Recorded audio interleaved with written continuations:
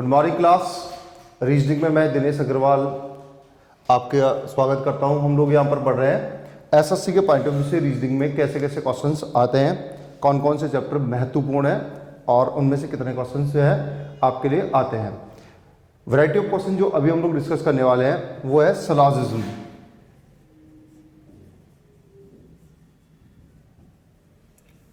ऐसा नहीं कह सकते कि सिलॉजिज्म एक केवल एसएससी के पर्पस से ही इंपॉर्टेंस ही रखता है। सिलॉजिज्म आजकल किसी भी एग्जाम के पॉइंट ऑफ व्यू से महत्वपूर्ण भाग है, specially for the IBPS.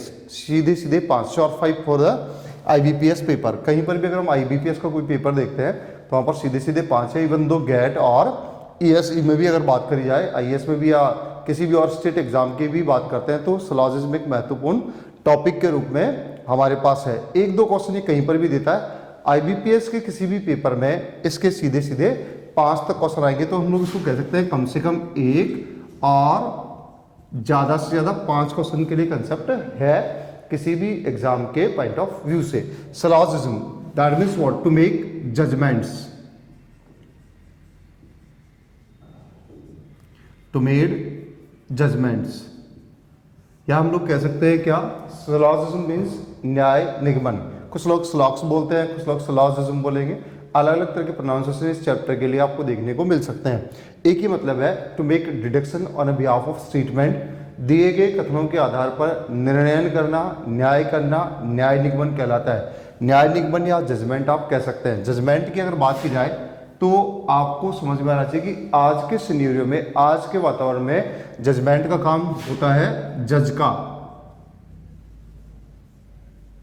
Judgement का काम होता है जज का। अब जज के एक बार जो भी कार्य एक्शंस होते हैं हम उन पे काम करते हैं कि जज कैसे जजमेंट करता है, उसको सीखते हैं। बिकॉज ऑफ वॉट, कि जैसा जज करता है वैसा ही काम हमें इस कंसेप्ट के क्वेश्चन को हल करने के लिए करना होगा। तो जज के लिए अगर हम देखें तो कोई भी एक केस फाइल होके प्रोसेस के दौरान जज के पास में आता है और तब जब जज उसकी सुनवाई कर लेता है तो उसके कंक्लूजन्स निकालता है। तो हम लोग ये कह सकते हैं कि कोई भी केस प्रोसेस के दौरान जज के पास में आया, जज उस पर काम करके, उसकी हियरिंग्स करके और तब जाके कंक्लूजन निकालता है। कई बार मैं क्लासेस के दौरान क्वेश्चन पूछता हूं कि केस के अकॉर्डिंग कंक्लूजन जज सेट करता है या पहले से निकले होते हैं। मैं रिकॉल कर रहा हूं, दोबारा चीज़ों को बोल रहा हूं कि केस के अनुसार निर्णय पहले से निकले होते हैं या जज निर्णय बनाता है। तो सामान्यतः क्वेश्चन कहते हैं सब जज निर्णय बनाता है, जबकि ऐसा नहीं है। केस के अनुसार निर्णय पहले से ही निकले होते हैं। जज का काम ये है, क्या काम है, जज का काम है condition of case, conditions of case के अकॉर्डिंग, जैसा कि एफआईआर के दौरान लिखवाया गया होता है कि केस ऐसे ऐसे हुआ, तो एफआईआर के दौरान जो कंडीशंस लिखवाई गई होती हैं, जज का काम है कि केस की कंडीशन के अकॉर्डिंग केस को चेक करना कि केस हुआ था या नहीं हुआ था।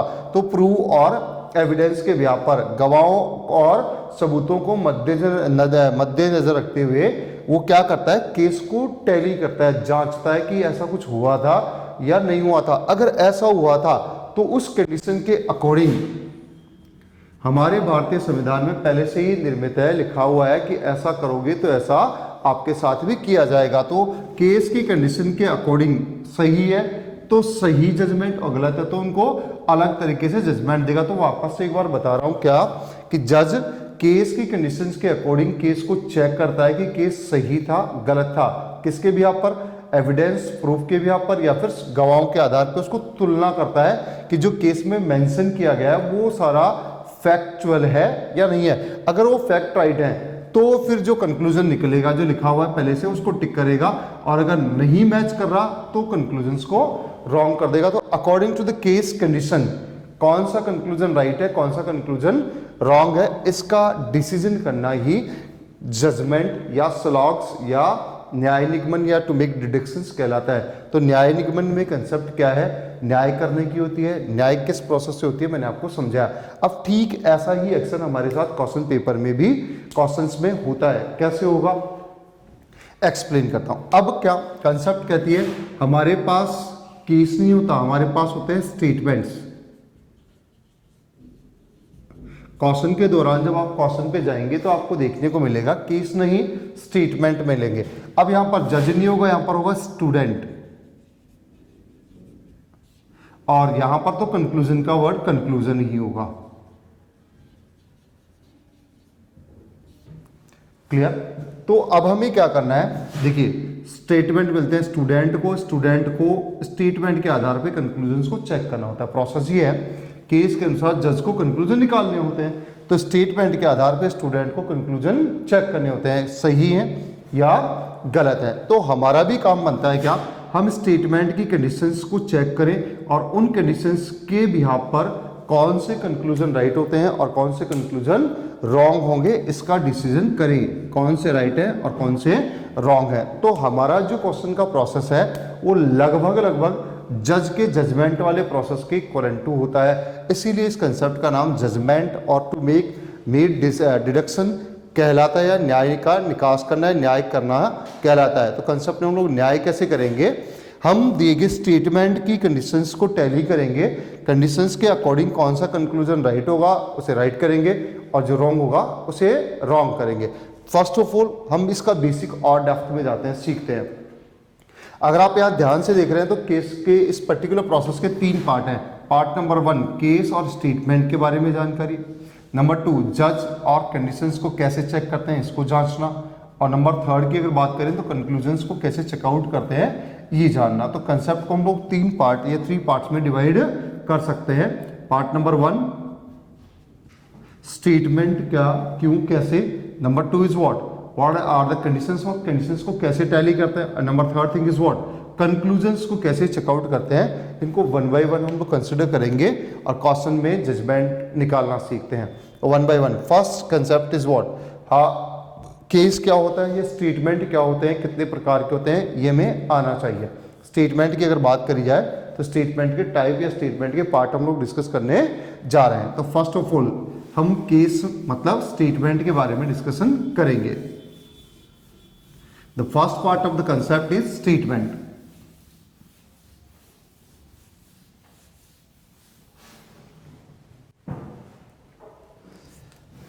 सिलॉजिज्म मीन्स जजमेंट करना, और जजमेंट हम लोग स्टेटमेंट के आधार पे करते हैं। स्टेटमेंट अपने आप में सेंटेंस होता है, और सेंटेंस किसी शब्दों के समूह को जिसका अर्थ हो हम लोग वाक्य या सेंटेंस बोल देते हैं। तो इसमें क्या होते हैं, वर्ड्स होते हैं। जैसे अब कोई भी एक सेंटेंस हमने रख लिया, जैसे हमने रखा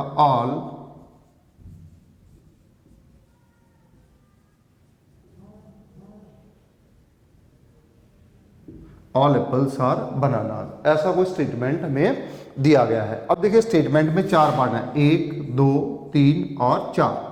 तो कोई भी स्टेटमेंट या सेंटेंस वाक्य शब्दों का समूह होता है जिसका एक अर्थ भी निकलता हो, वाक्य कहलाता है। मैंने लिखा सभी सेब केले हैं, ऑल एप्पल्स आर बनाना। अब जब आप वाक्य यानी जो आपने कम्युनिकेशन स्किल में लैंग्वेज जितनी भी पढ़ी है, चाहे हिंदी हो, इंग्लिश हो, संस्कृत हो, वटेवर जो भी आपने भाषा पढ़ी है, तो भाषा के दौरान हमें शब्द और उनका प्रयोग ही सिखाया गया था। कि कोई भी अगर आपने पढ़ा है तो नाउन एक वर्ड आपने पढ़ा होगा ग्रामर में, संज्ञा, संज्ञा के नाम पे हम लोग जाएंगे तो हमें यही सिखाया गया, नाम मतलब संज्ञा। जैसे मान लीजिए यहाँ पर भी 2 नाम हैं, एप्पल एंड बनाना, संज्ञा noun.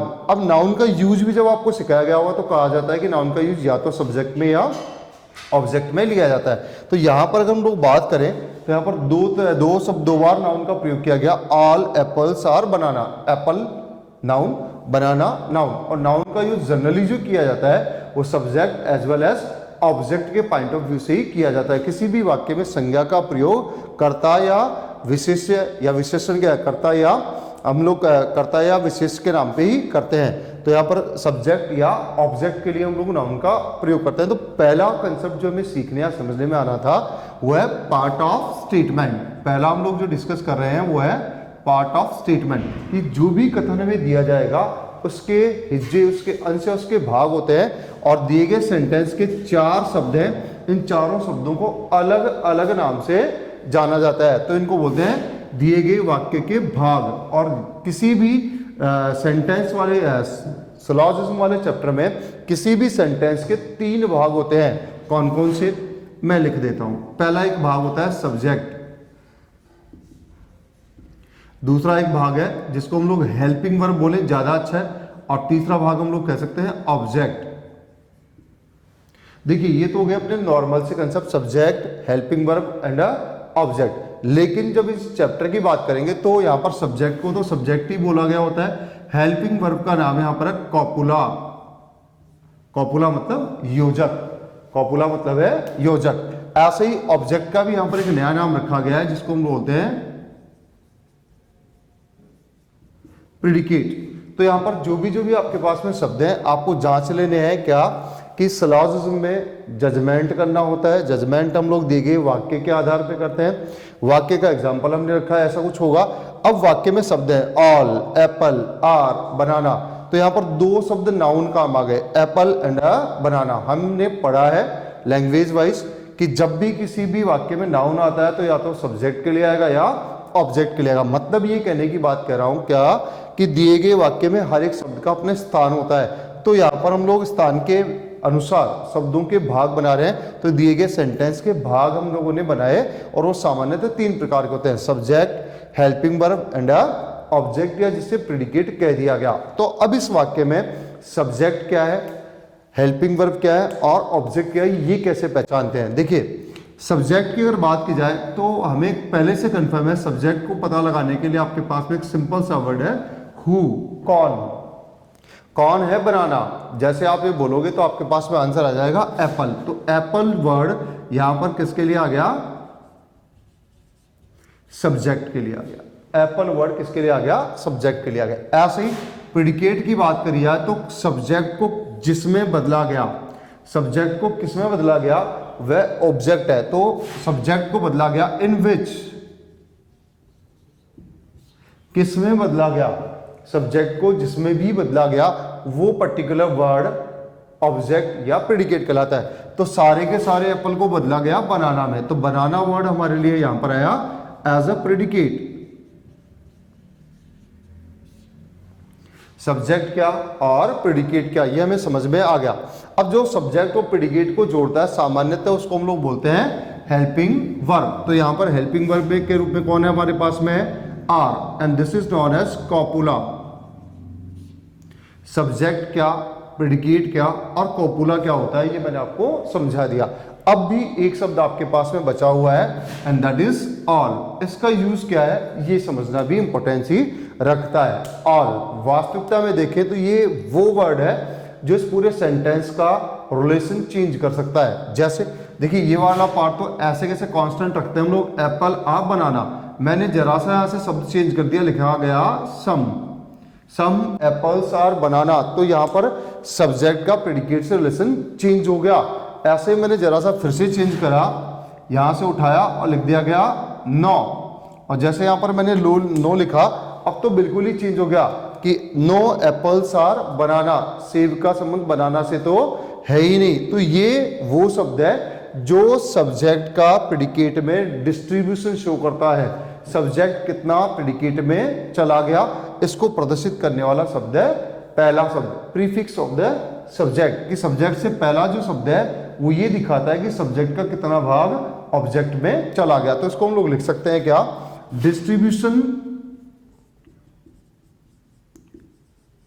Distribution of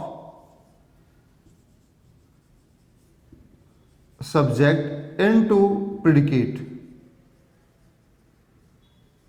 It show the distribution of subject into predicate. ये जो पहला शब्द है वो ये दिखाता है हमें कि सब्जेक्ट कितना % प्रेडिकेट में चला गया, कुछ गया, सारा गया, नहीं गया, ऑल, नो, सम नॉट। तो ये वाला एरिया ही सब्जेक्ट टू प्रेडिकेट रिलेशन को शो करता है। यहां जितना भाग हमें शो किया जाएगा उतना ही करना है। और मैंने यही कहा था कि जजमेंट करने में एक एक वर्ड का बहुत महत्वपूर्ण भाग है। अगर इस शब्द में, इस वाक्य में ये शब्द बदल जाएगा तो सब्जेक्ट प्रेडिकेट का रिलेशन बदल जाएगा और स्टेटमेंट का टाइप ही बदल जाएगा। तो सेकेंडरी हम लोग आते हैं टाइप ऑफ स्टेटमेंट पर। फर्स्ट मैंने आपको समझाया जजमेंट स्टेटमेंट के आधार पर होता है। स्टेटमेंट जो भी हम लोग बोलेंगे उसमें वर्ड होंगे, वर्ड में किस किस का यूज कैसे कैसे होगा मैंने आपको समझा दिया। सब्जेक्ट स्टेटमेंट के 3 भाग होते हैं, subject, helping verb and object. Object को हम लोग यहाँ पर प्रेडिकेट बोलते हैं। ऑब्जेक्ट कैसे पहचानेंगे, सब्जेक्ट कैसे पहचानेंगे, ये मैंने आपको समझाया। के बाद में जो प्रीफिक्स ऑफ द सब्जेक्ट है, सब्जेक्ट से पहले का जो शब्द है उसको हमने बताया कि ये शब्द कैसा है, ये सब्जेक्ट का भाग दिखाता है, कितना सब्जेक्ट प्रेडिकेट में चला गया। तो इस शब्द को बदलने पर स्टेटमेंट बदल दिया जाता है। जैसे मैंने यहाँ पर नो की जगह ऑल लिख दिया तो अलग प्रकार का स्टेटमेंट हो गया, सम लिख दिया तो अलग प्रकार का स्टेटमेंट हो गया, और अगर मैं यहाँ पर नो लिखता हूं तो अलग प्रकार का स्टेटमेंट है। तो इस एक शब्द को हम लोग कह सकते हैं distribution area of subject into predicate show करता है। ये एक शब्द कितना सब्जेक्ट प्रेडिकेट में चला गया को शो करता है, और इसी के आधार पर स्टेटमेंट के अलग अलग प्रकार बनते हैं। तो स्टेटमेंट के प्रकार कौन कौन से होते हैं उनकी हम लोग बात करेंगे। Now we are discussing about the type of statement.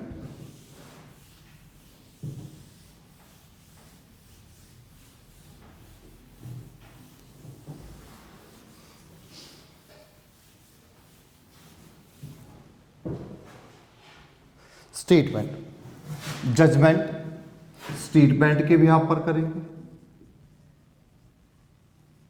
Statement को हम लोग जनरली 4 पार्ट में डिवाइड कर सकते हैं, all, no, some and some not. Statement को हम लोग 4 प्रकारों में बांट सकते हैं, all, no, some and some not. किसके भी यहां पर बांटा गया,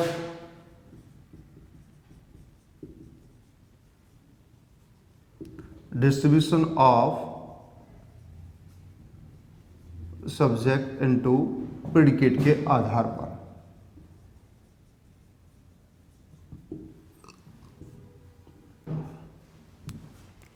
subject, distribution of subject into predicate के बिहार पर कितना सब्जेक्ट प्रेडिकेट में चला गया के आधार पर हम स्टेटमेंट को 4 पार्ट में डिवाइड कर सकते हैं। इनके अलग अलग नाम भी हम लोग लिख सकते हैं, ए, ई, आई, ओ।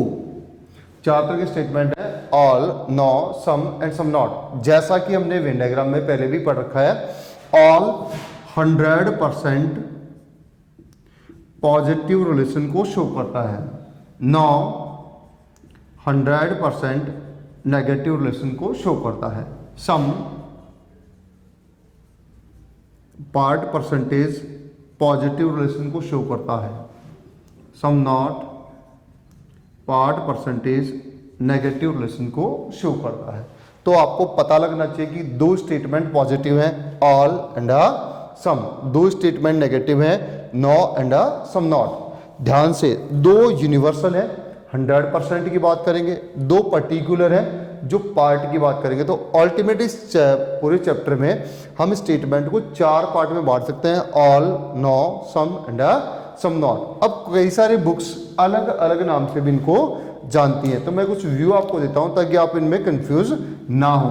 All, no, some and some not, इनको जब हम लोग बांटेंगे तो जैसे इनके लिए स्पेसिफिक शब्द भी कई बार काम में लिए जाते हैं। जैसे ऑल के लिए आप एक नया शब्द काम में ले सकते हैं, ऑनली, एक नया शब्द काम में ले सकते हैं, 100% काम में ले सकते हैं, ऑल, एवरी, ईच, एनी, ये सारे के सारे वर्ड आप काम में ले सकते हैं for the purpose of all, और इन सब में नॉट लगा के पहुंच जाएंगे यहां पर, तो आपके लिए नो बन जाएगा। ऐसे ही यहां पर एक नया शब्द काम आ सकता है, कैन नेवर बी, और काम में ले सकते हैं नन। ठीक है, तो ये सारे के सारे वर्ड नॉट वाले फेवर में आ जाएंगे। सम के लिए आप आ जाएंगे तो आप लिख सकते हैं एटलीस्ट, एटमोस्ट, मोस्ट ऑफ, और कई बार तो उसने परसेंटेज भी दे देना होता है, 1 to 99% कहीं पर दे देता है। अगर इनमें लगा दें हम लोग नॉट तो पहुंच जाएंगे सम नॉट के एरिया में। तो इनको किस किस नाम से जाना जा सकता है, क्या क्या किस किस तरह के स्टेटमेंट होते हैं, स्टेटमेंट बनते कैसे हैं ये मैंने आपको समझा दिया। या फिर वाइस वर्सा उल्टा करिए, उल्टा इन द सेंस क्या, अब आपको ये समझ में आना चाहिए कि when the two words are connected by the all, अगर दो शब्दों में, दो नाउन में अगर ऑल से कनेक्टिविटी बना रहा है, स्टेटमेंट में ऑल दिया गया है, तो आपको ये समझ जाना है कि ऑल पॉजिटिव रिलेशन को शो करेगा और 100% की 100% की पॉजिटिविटी रहेगी। जबकि नो वाले स्टेटमेंट में नेगेटिव स्टेटमेंट है और सब्जेक्ट का प्रेडिकेट से 100% नेगेटिव का रिलेशन है। जबकि सम वाले में पार्ट परसेंटेज पॉजिटिव है, डिफाइन नहीं होता, 1 to 99% के बीच में होता है। कितना परसेंट एग्जैक्ट नहीं कह सकते, लेकिन पार्सली होता है, ये कंफर्म है, होता पॉजिटिव है। नॉट या सम नॉट वाले अगर कंसेप्ट पे जाएंगे तो नेगेटिव रिलेशन है, कितना परसेंट नेगेटिव है ये भी जस्टिफाइड नहीं होता। तो हमें चारों तरफ के स्टेटमेंट के बारे में नॉलेज होना चाहिए कि जो स्टेटमेंट हमें यहाँ पर गिवन है, चारों प्रकार के स्टेटमेंट हमारे पास में है, तो इनमें कौन सा स्टेटमेंट कितने परसेंट के रिलेशन को शो करता है, ठीक है, पॉजिटिव है, नेगेटिव है, ये भी हमें क्लियर होना होता है कि यहाँ पर जो स्टेटमेंट हमें दी जाएंगे ऑल, नो, सम और सम नॉट, तो उनके बारे में हमारी नॉलेज प्रॉपर होनी चाहिए। One thing, first base is clear, statement क्या होता है, उसके कितने पार्ट होते हैं और उसके कितने टाइप होते हैं। आते हैं सेकंड, कंडीशंस जज कंडीशंस को कैसे चेक करता है और क्या क्या आपके लिए कंसेप्ट्स होनी चाहिए माइंड में।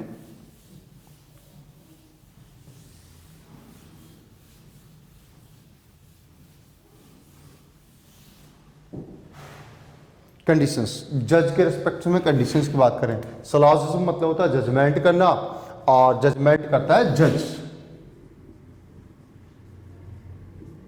पहला रूल जज के लिए क्या होता है, जब भी कोई पर्सन जज बनता है तो उसको उसके पद की ऑथ मतलब शपथ दिलाई जाती है कि मैं अपने पद का दुरुपयोग नहीं करूंगा। ठीक ऐसी ही कंडीशन आप पे भी लागू होती है कि आप भी किसी दिए गए स्टेटमेंट को अदरवाइज ले लेंगे, अपनी इच्छा से, कल्पना से उसमें बदलाव नहीं कर सकते, जैसे जज भी नहीं कर सकता। जज को जो स्टेटमेंट दिए जाएंगे वो उन स्टेटमेंट को वैसा ही समझेगा जैसा दिया गया है, अपनी कल्पना शक्ति से, अपने विचार से, अपने आइडिया से उसमें परिवर्तन नहीं कर सकता। तो जज के लिए जैसी ऑथ्स हैं, जैसी शर्तें हैं, जैसी वो शपथ लेता है, ऐसी शपथ आपके लिए भी होगी कि आपको अगर सही तरीके से न्याय करना है इस चैप्टर में, तो पहली और इंपॉर्टेंट रूल या पहला और इंपॉर्टेंट कंडीशन क्या है, number 1, that is all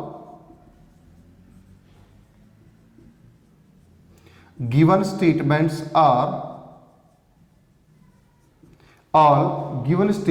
are universal truth. ये हमें मानना है कि जितने भी स्टेटमेंट हमें दिए जाएंगे वे सारे के सारे स्टेटमेंट यूनिवर्सल ट्रुथ होंगे। हमें किसी भी स्टेटमेंट पे किसी भी प्रकार का कोई भी कंफ्यूजन नहीं रखना। उसने जो भी स्टेटमेंट दिया, all A are B, that means दुनिया में जितने भी ए अवेलेबल हैं वो सारे के सारे बी में ही चले जाएंगे। तो all given statements are universal truth. दिए गए स्टेटमेंट पे हमें कभी भी कोई क्वेश्चन मार्क नहीं लगाना, और अगर सारे के सारे स्टेटमेंट यूनिवर्सल ट्रुथ बन जाएंगे तो आप ये भी समझ सकते हैं कि जो स्टेटमेंट आपको पॉजिटिव दिए गए हैं,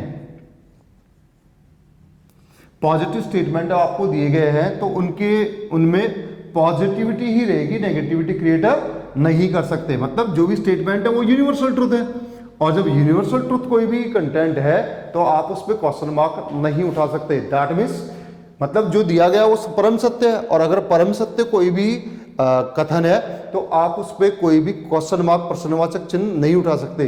तो अगर आपको कथन धनात्मक दिया जाए तो आप उसमें कोई नकारात्मकता नहीं देखते, उल्टा वाइस वर्सा कि अगर स्टेटमेंट नेगेटिव है तो आप उनमें कोई पॉजिटिविटी भी नहीं देखते। That means the conclusion is on a behalf of positive statement no negative conclusion will be right. मतलब कंसेप्ट सीधा सा क्लियर है, अगर स्टेटमेंट पॉजिटिव है तो उनके बिहाफ पर कोई भी नकारात्मक निष्कर्ष, नेगेटिव कंक्लूजन नहीं निकाला जा सकता। वाइस वर्सा भी है, उल्टा अगर स्टेटमेंट नेगेटिव हैं तो आप उनके आधार पर कोई भी पॉजिटिव कंक्लूजन नहीं सही करेंगे। इसको और डेप्थ में ले जाएं ताकि आपके विचार और ज्यादा परिशुद्ध हो, अच्छे हो, परफेक्ट हो। पॉजिटिव स्टेटमेंट कौन कौन से होते हैं? All and some. तो अगर आपके स्टेटमेंट में ऑल और सम है और आपके कंक्लूजन में अगर पूछे जाएं नो और सम नॉट, तो आप निश्चितता से उन्हें गलत करेंगे। ऐसे ही अगर आपको स्टेटमेंट में नो और सम नॉट दिए जाएं तो आप निश्चितता पूर्वक ऑल और सम के कंक्लूजन रॉन्ग कर देंगे। मतलब आपके लिए अगर कोई कंफ्यूजन वाली कंसेप्ट बची है तो यहीं पे खत्म होगी, ठीक है। यहां इतना कंफ्यूजन आपका दूर हो जाएगा जहां पर जाके आप हर बार अटकते, फंसते, रुकते हैं।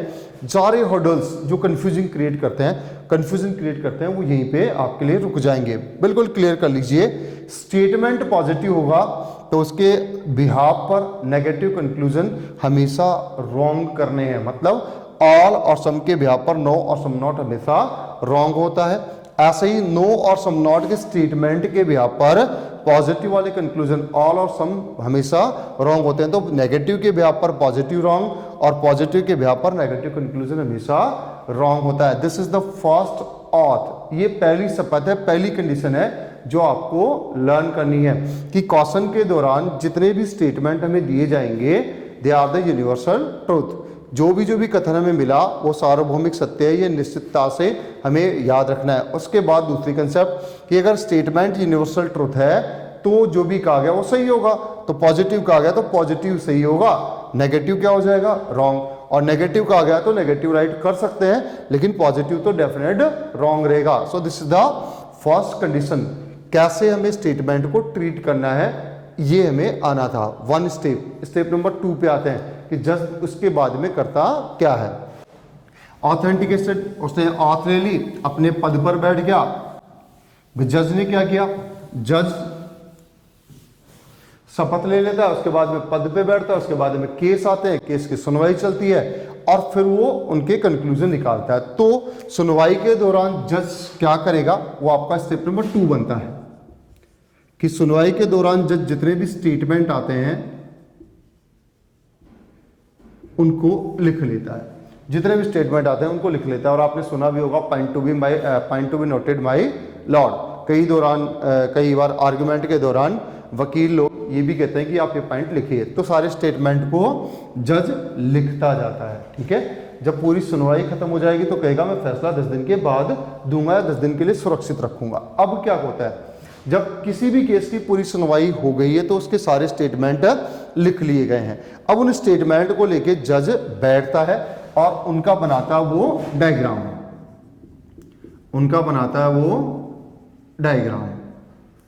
आते हैं देखिए स्टेटमेंट में। वास्तविकता में आप देखेंगे तो स्टेटमेंट के कंटेंट चूंकि आप जान चुके हैं तो स्टेटमेंट में या तो होता है सब्जेक्ट या होता है प्रेडिकेट और तीसरा कुछ अगर है तो वो होता है इनके बीच का डिस्ट्रीब्यूशन रिलेशन।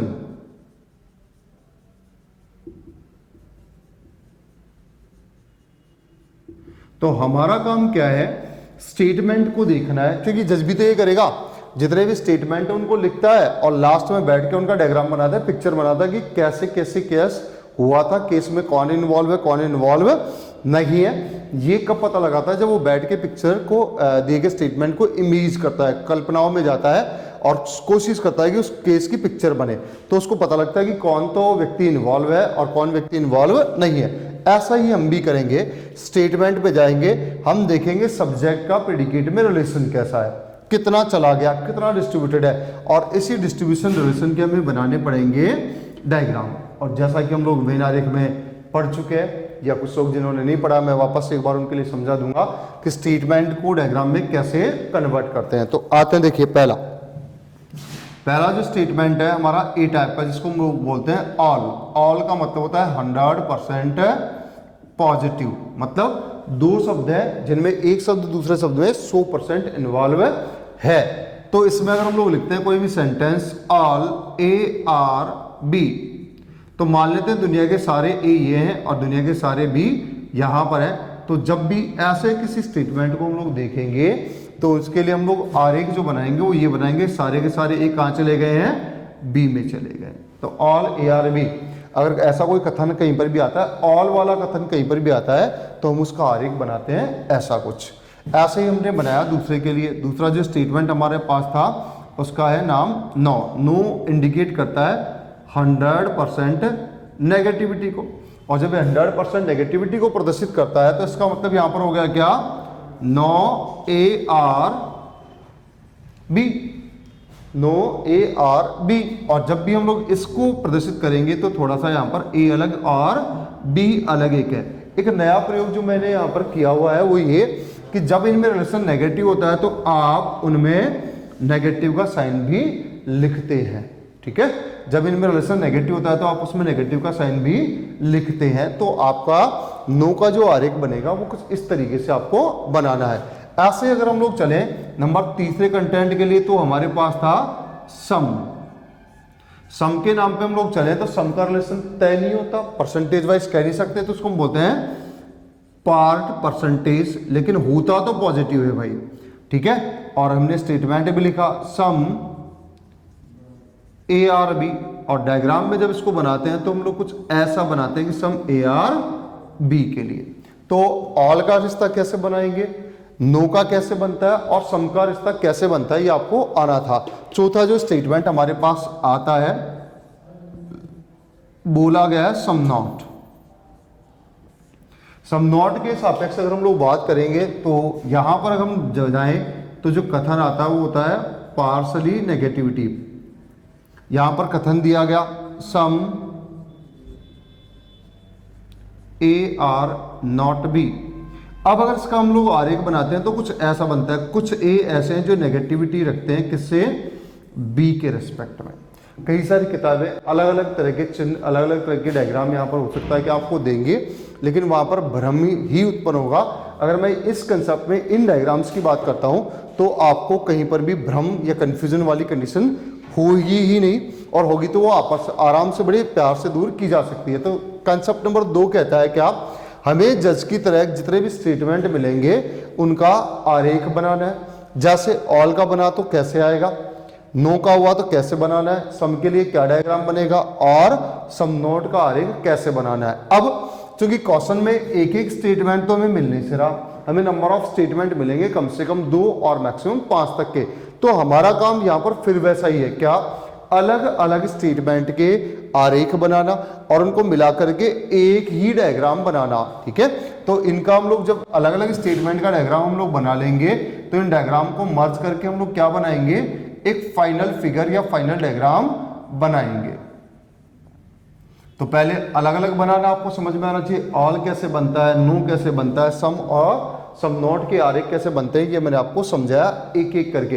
अब अपना काम क्या है कि दिए गए सभी स्टेटमेंटों के अलग अलग डायग्राम बनाना और उनको मिला करके एक फाइनल डायग्राम जब भी हम लोग बना लेंगे तो बस हमारे क्वेश्चन का लगभग काम हो चुका है। बेस जो कंसेप्ट था वो अपना क्लियर है। अब आते हैं कैसे हम लोग फाइनल डायग्राम बनाते हैं, उसका प्रोसीजर मैं आपको समझाता हूं।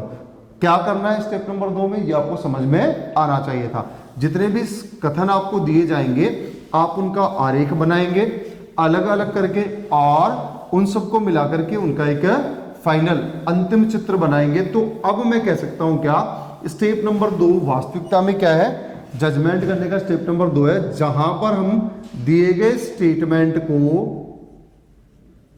या दिए गए स्टेटमेंट्स को कन्वर्ट करते हैं किसमें, डायग्राम्स में, ठीक है। जैसे मान लीजिए मैंने कोई कथन आपको दे दिया, लिखा गया all A are B some B are C, ये 2 कथन मैंने आपको दिए। आपका काम है दोनों को अलग अलग बनाना, all A are B some B are C. मान लीजिए 2 आरेख आपने बनाए, अब आपने इन दोनों को मिलाया और आपके लिए जो बनने वाला अंतिम डायग्राम था वो था all A are B and some B are C. ऐसा कोई आरेख जो है आपने तैयार कर लिया। देखिए अब देखिए आरेख बनाने से प्रॉफिट या फायदा क्या है वो समझाता हूं। यहां पर हमें दो अलग अलग कथन दिए गए हैं, ए का बी से संबंध दर्शाया गया और बी का सी से। जब इनको हम लोग मिला के एक साथ लिख लेते हैं तो हमें यहाँ पर पता लगता है कि ए का सी से संबंध है या संबंध नहीं है। हम लोग यहाँ पर इन्वॉल्वमेंट देखते हैं, तो क्या ए सी से रिलेटेड है, नहीं है। तो हमें यहाँ पर पता लगता है कि कौन सा एलिमेंट किस दूसरे एलिमेंट में दिए गए कथन के अलावा इन्वॉल्व। देखिए कथन में तो पता ही था ए का बी से 100% है, कथन में पता है कि बी का सी से 100% है, लेकिन क्या इनके अलावा कोई और इन्वॉल्वमेंट है? डायग्राम में देखने से हमें ये भी पता लगता है। तो हमें पता लगता है कि क्या ए सी से इन्वॉल्वमेंट रखता है, नहीं रखता। लेकिन जरा सा परिवर्तन करिए, देखिए मैंने कुछ नहीं परिवर्तन करा, जरा सा यहां पर लिख दिया गया सम और यहां पर लिख दिया गया ऑल। अब जो आपके लिए आरेख बनने वाले हैं वो कुछ ऐसे बनेंगे। यहां पर आपने बनाया ए का बी से सम का रिलेशन है और बी का सी से ऑल का रिलेशन है। अब जो आरेख हम लोग बनाने के लिए जा रहे हैं वो कुछ ऐसा बनता है। यहाँ के मुकाबले अब हम जो इनको मिलाएंगे तो आरेख बन जाएगा कुछ ऐसा। क्या बन जाएगा? ए का बी से सम का रिलेशन है और बी का सी से ऑल का रिलेशन है। तो जब आप इनको देख करके यहाँ पर जाते हैं तो अब चूंकि ए का बी से दर्शाया गया और बी का सी से दर्शाया गया, तो हम लोग यहाँ पर जस्टिफाई नहीं कर पा रहे थे कि क्या ए का सी से रिलेशन है। लेकिन जब आरेख को देखते हैं तो हमें पता लगता है कि हाँ ए का सी से कितना इन्वॉल्वमेंट है, सम का इन्वॉल्वमेंट है, कि ए सी में थोड़ा सा चला गया और सी का भी थोड़ा सा भाग किस में है, ए में है। तो दिए गए स्टेटमेंट के अकॉर्डिंग हम लोग देखते हैं कि किसका किस में कितना इन्वॉल्वमेंट है। मान लीजिए यहाँ पर मैंने सम वापस से कर दिया तो क्या होगा, अब यहाँ पर आरेख फिर से चेंज होगा, इनके बीच का रिलेशन भी चेंज हो जाएगा और यहाँ पर सी लिखेंगे तो अब इन दोनों को मिला के जो हम लोग डायग्राम बनाएंगे कुछ ऐसा बन जाएगा। क्या? ए का बी से सम का संबंध है और बी का भी सी से सम का संबंध है। तो कौन किस में कितना इन्वॉल्व है ये कंसेप्ट हम लोग सीख रहे हैं। ठीक है, यहाँ पर जरा सा परिवर्तन इनके रिश्तों को बदल देता है। और जैसे हम लोग ऐसा कुछ बनाने वाले हैं तो इसके लिए आरेख के लिए जाएं तो हमें बनता है कि all A are is in B, all B are is in C. तो जब हम लोग इन दोनों को मिला के लेके जाएंगे तो आरेख कुछ ऐसा बन जाता है कि ए तो छोटा कंटेंट है बी में आता है और बी एक छोटा कंटेंट है किस में आता है, सी में आता है। तो यहां दिए गए स्टेटमेंट में सब्जेक्ट प्रेडिकेट में कितना इन्वॉल्व है के आधार पर जब हम लोग डायग्राम और मिला के लिखते हैं तो हमें उन नए तत्वों के बीच का संबंध भी पता लगता है। देखिए यहाँ पर ए का सी से कितना संबंध है, नहीं है। यहाँ से ए का सी से कितना संबंध है, कुछ का संबंध है। क्या यहाँ पर है, नहीं है। लेकिन यहाँ पर कितना है, 100% का। तो किस पे डिपेंड करता है, दिए गए स्टेटमेंट के आधार पर ही पता लगता है कि एक एलिमेंट दूसरे एलिमेंट में इन्वॉल्व है या इन्वॉल्व नहीं है। तो हमारा जो दूसरा काम है वो ये कि दिए गए जितने भी स्टेटमेंट हैं हम उनके अलग अलग डायग्राम बनाएं और सबको मर्ज करके फिर उनका एक ही पिक्चर बनाएं। तो हमारा स्टेप नंबर 2 जो है वो क्लियर होगा। अब मैं कुछ स्टेटमेंट आपको दे रहा हूं जिनका आरेख आपको बनाना आना चाहिए। जैसे मान लीजिए मैंने स्टेटमेंट दे दिया आपको, some A are B all C are D all F are D some A are C. मान लीजिए 4 कथन आपके पास में है तो आप इन चारों कथनों का मिला के एक आरेख कैसे बनाएंगे, क्योंकि क्वेश्चन में तो हमें कम से कम 2 और ज़्यादा से ज़्यादा 4 कथन दिए जाएंगे। तो हमारा काम यह है कि इन चारों कथनों का अलग अलग डायग्राम बनाएं शुरुआत में, बाद में नहीं बनाना होता। शुरुआत में सीखने के लिए हम लोग बनाएंगे और जब हमें एक ही डायग्राम बनाना आ जाए तो उसको देख करके अंततः हम लोग दिए गए निष्कर्षों को जांचें कि वो सही है या गलत है। अभी निष्कर्षों को जांचना नहीं आया, अभी केवल कथन और कंडीशंस के बारे में हम लोग पढ़ रहे हैं। तो अपना काम है दिए गए कथनों को आरेख बनाना। सम ए आर बी ऐसा कुछ, ऑल सी आर डी ये बन जाएगा, ऑल एफ आर डी ऐसा कुछ, और सम ए आर सी ये कुछ। अगर हम इन सबको ध्यान से देखें तो यहां पर जो आरेख बनने वाला है वो कुछ ऐसा बनने वाला है। यहां पर अगर हम लोग बनाते तो ऐसा कुछ हमें पहले बन जाएगा, कुछ ए किसमें है, बी में है, कुछ ए बी में है। अब देखिए डी एक बड़ी टर्म है, उसमें सी भी है और एफ भी है, लेकिन ए का सी से कैसा संबंध है, कुछ का संबंध है। अब सी को किस में जाना है, डी में, तो ये लीजिए डी आ गया यहाँ पर, और एफ भी आपके पास अवेलेबल है।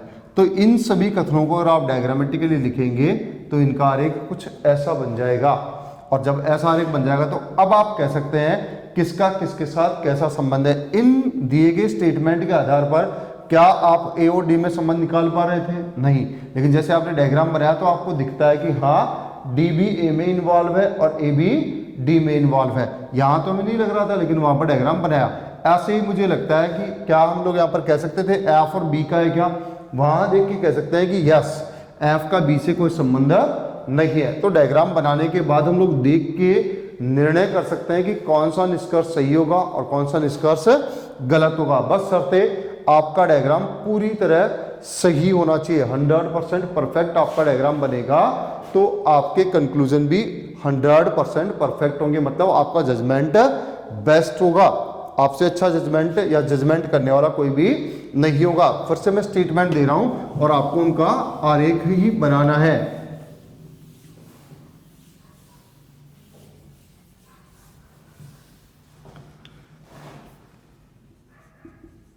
all BRQ,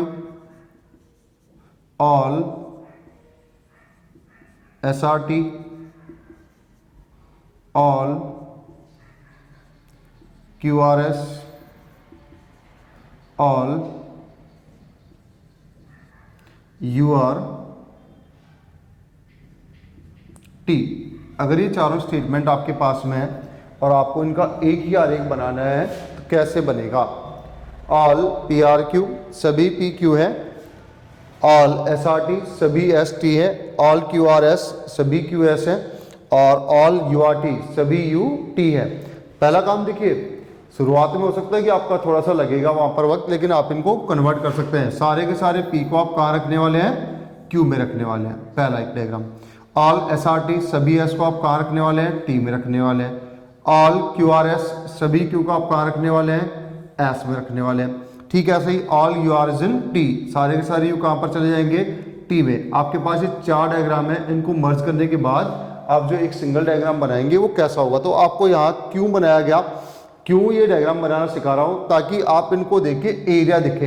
देखिए Q सबसे छोटा है वो S में है, S T में है और T में U भी है। तो आप देख सकते हैं क्या कि P Q में है, Q S में है, S T में है। तो आपके पास प्रॉपर एक बन जाएगा कि P जो है वो तो Q में रखा हुआ है, Q जो है वो कहाँ पर रखा हुआ है, S में रखा हुआ है, और S जो है वो किस में रखा हुआ है, U में रखा हुआ है। और U में कोई भी एक एलिमेंट और है, S कहाँ पर है, T में रखा हुआ है, और T में कोई भी एक एलिमेंट कौन है, U और भी है।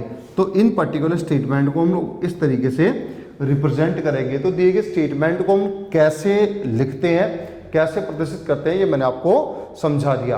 तो ये स्टेप अपना होता है नंबर 2। पहला स्टेप स्टेटमेंट क्या होता है, कितने उसके भाग होते हैं, कितने प्रकार का होता है, ये मैंने आपको समझाया। दूसरा काम, जज कैसे किसी भी स्टेटमेंट्स का केस को ट्रीट करता है, तो वो आसानी से सुनता है सबको, सबके स्टेटमेंट लिखता है, स्टेटमेंट लिखने के बाद उनको आपस में रिलेट करके उनका डायग्राम बनाता है। वैसा ही हम भी कर रहे हैं, और ये काम सारे आइडियली होनी चाहिए। अपनी थॉट, अपनी इमेजिनेशन पावर हम इसमें इन्वॉल्व नहीं करते। कई बार कुछ बच्चे कह सकते हैं कि सर यू बार भी हो सकता है, यू का एस से रिलेटिव भी हो सकता है, लेकिन नहीं, जो स्टेटमेंट दिया गया वो यूनिवर्सल ट्रुथ है, और जो यूनिवर्सल ट्रुथ थिंग है उनको कैसे प्रेजेंट करना, आइडियली ही प्रेजेंट करेंगे। तो ये स्टेटमेंट को हम आदर्श रूप से कैसे प्रदर्शित कर सकते हैं मैंने आपको समझाया। अब अपना आता है कंसेप्ट नंबर 3। कंसेप्ट नंबर 3 कहता है how to check conclusion. Check conclusion, conclusion कैसे जांचे जाएं, इसको हम लोग पढ़ते हैं। अब आते हैं वो हम लोग कंक्लूजन कैसे चेक करते हैं। देखिए सिलॉजिज्म में हमने जो डिस्कस कर लिया वो ये स्टेटमेंट क्या और कंडीशंस कैसे कैसे होती हैं। ठीक है, पहला स्टेप स्टेटमेंट को जानना था, दूसरा स्टेप है कंडीशंस को जानना। दोनों काम हमने कर लिए। अब आते हैं कंक्लूजन्स को चेक करना। कंक्लूजन चेक करने वाला कंसेप्ट क्या और कैसे, इसको आता है नंबर 3।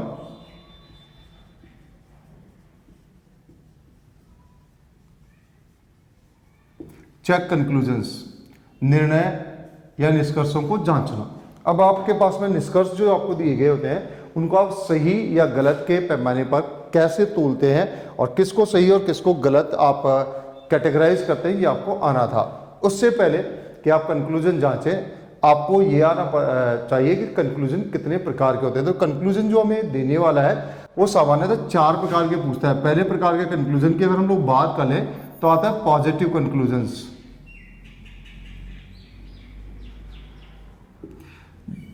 पॉजिटिव कंक्लूजन्स सकारात्मक या धनात्मक प्रकार के निष्कर्ष। ये 2 प्रकार के होंगे, ऑल और सम वाले। पॉजिटिव कंक्लूजन, जो भी हमें स्टेटमेंट दिए जाएंगे जिनसे हम लोग डायग्राम बनाएंगे, को देखकर हम किस प्रकार के निष्कर्षों को सही या गलत करेंगे, उनमें पहला प्रकार है पॉजिटिव या सकारात्मक निष्कर्ष। दूसरे प्रकार के लिए हम लोग जाएंगे तो हम लोग पढ़ेंगे नेगेटिव कंक्लूजन्स। नेगेटिव कंक्लूजन्स, यहां पर अगर हम लोग कंक्लूजन्स की वैरायटी देखेंगे तो पहला नो और दूसरा बन सकता है अपना सम नॉट। तो नेगेटिव कंक्लूजन भी 2 प्रकार के होंगे, नो और सम नॉट प्रकार के। तीसरे प्रकार के कंक्लूजन की अगर हम लोग बात करें तो कंक्लूजन जो बनते हैं they are known as either or या आइदर और कंक्लूजन्स, या इसको सिंपली हम लोग बोलते हैं आइदर और पेयर्स कंक्लूजन। नंबर 4 का जो आजकल चल पड़ा है दैट इज पॉसिबिलिटीज। पॉसिबल या पॉसिबिलिटी बेस्ड कंक्लूजन। तो कंक्लूजन 4 प्रकार के होंगे, पॉजिटिव, नेगेटिव और आइदर और। अगर हम लोग बात करें आईबीपीएस के लिए तो वहां तो चारों प्रकार के आएंगे, लेकिन अगर हम लोग एसएससी तक बात करें या गेट तक के लिए बात करें तो सामान्यतः कंसेप्ट 3 प्रकार की आती है, पॉजिटिव को चेक करना, नेगेटिव को चेक करना और आइदर और वाले कंक्लूजन्स को चेक करना। तो पॉजिटिव कैसे चेक करेंगे, नेगेटिव कंक्लूजन्स को कैसे चेक करेंगे और आइदर और कंक्लूजन को कैसे चेक करेंगे। हालांकि 4th कंसेप्ट है तो सही पॉसिबिलिटी, लेकिन हम लोग यहाँ तक इस स्तर पर एसएससी के स्तर पर इसको हम लोग डिस्कस नहीं करते। आईबीपीएस, पीओ और क्लर्क के सापेक्ष हम लोग इसको डिस्कस जरूर करते हैं। तो हम लोग 3 तरह की कंसेप्ट हम यहाँ पर डिस्कस करने वाले हैं, पॉजिटिव, नेगेटिव और आइदर और वाले कंक्लूजन्स को कैसे जांचते हैं। आते हैं 1 बाय 1 इनको हम लोग टैकल करते हैं। पॉजिटिव कंक्लूजन्स को कैसे चेक किया जाए, तो first of all 3rd A, check positive conclusions. Check conclusions, check positive conclusions, check positive conclusions. अब पॉजिटिव में कौन कौन से होते हैं हमें पहले से क्लियर है, ऑल और सम वाली वैरायटी। ऑल और सम वाले कंक्लूजन्स को कैसे चेक किया जाए, तो बहुत सिंपल सा कंसेप्ट, बहुत सिंपल सी थ्योरम यहां पर लिखता हूं मैं, क्या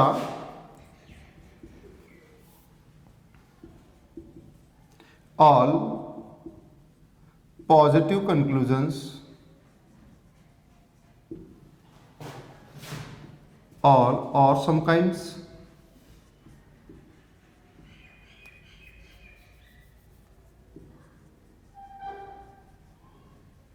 which are shown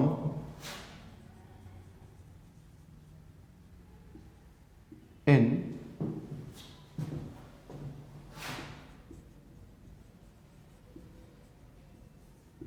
final figure।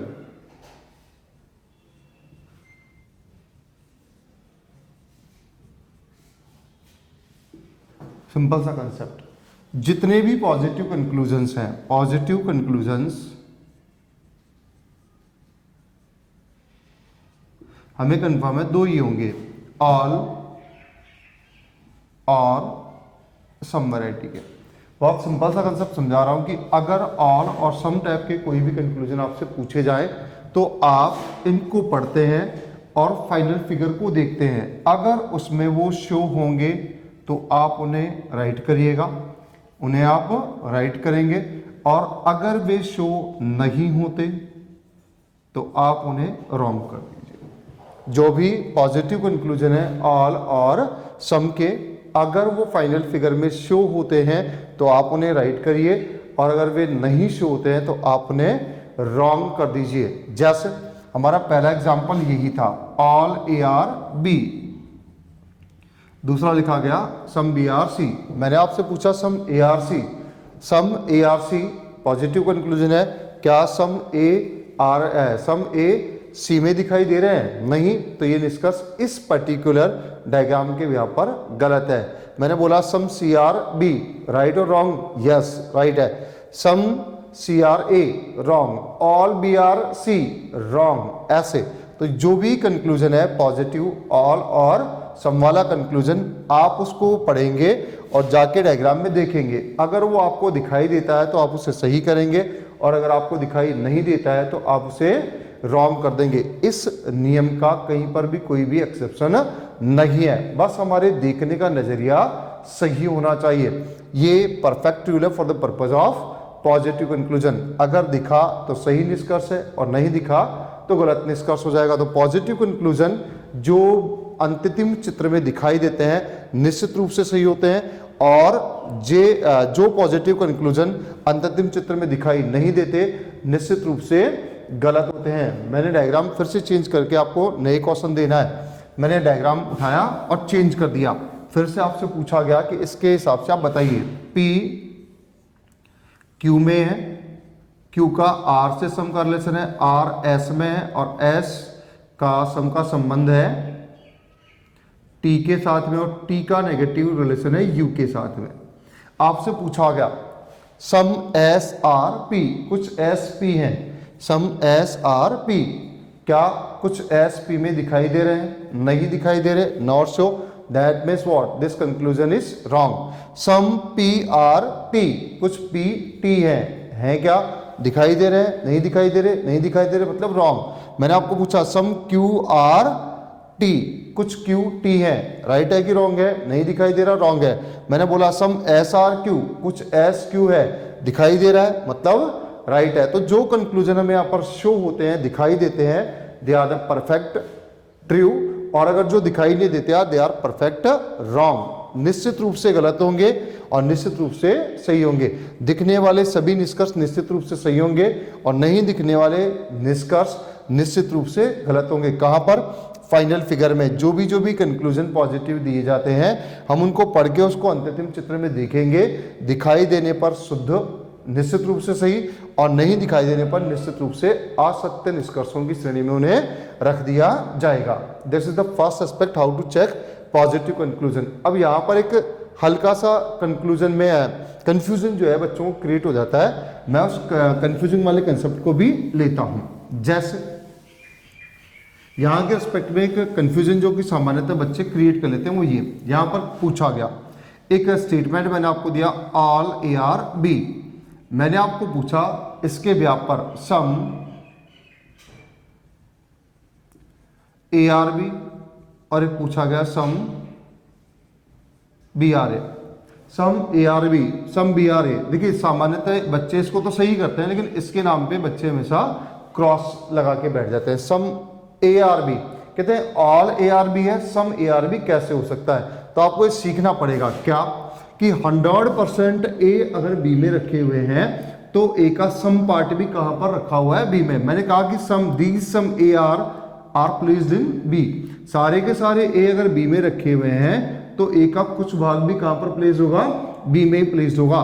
तो जिनके बीच में 100% यानी ऑल का रिलेशन होता है उनमें सम का रिलेशन तो बाय डिफॉल्ट राइट करना होता है। तो आपको सीखना पड़ेगा कि जिनके बीच में ऑल के स्टेटमेंट होते हैं उनके बीच में सम के कंक्लूजन तो